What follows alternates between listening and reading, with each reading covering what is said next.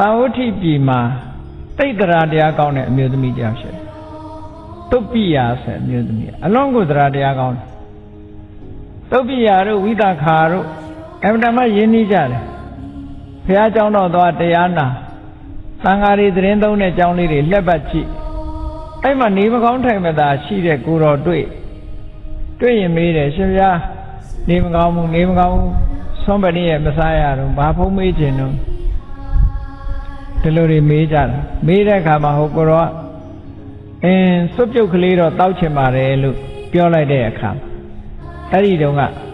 တုတ်ပိယဆိုတဲ့အမျိုးသမီးရဲ့တပည့်တော်စွပ်ပြုတ်လုပ်ပြီးပို့ပါမယ်လို့အာမခံတယ်သူအာမခံပြီးတော့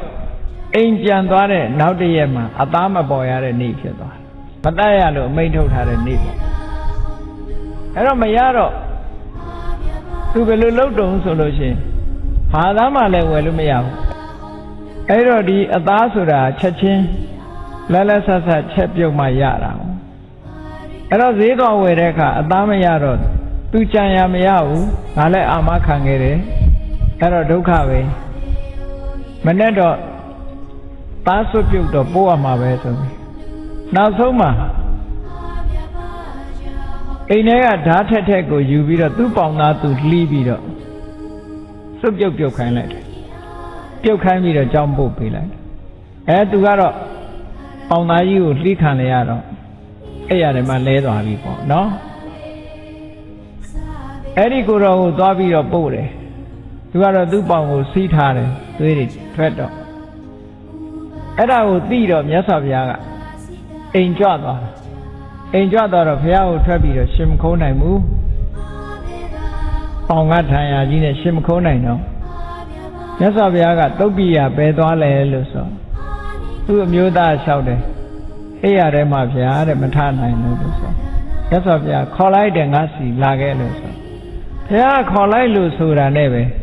သူ့ပေါင်ကတန်ရာဟာပျောက်သွားတယ်တက်တာသွားတယ်ခင်ဗျတခါတည်းဘုရားရှိရောက်တဲ့အခါသူအံ့ဩသွားတယ်အဲ့ဒီ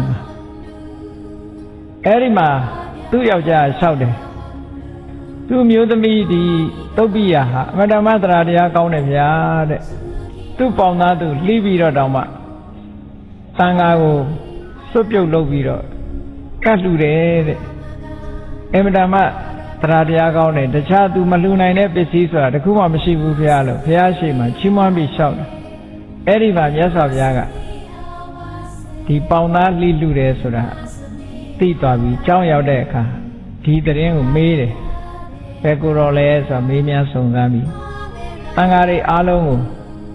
ဒီနေ့ကနေစပြီးအသားဆိုရင်ဘာသာလဲလို့မေးရမယ်လူသားဆိုရင်မစားသင့်ဘူး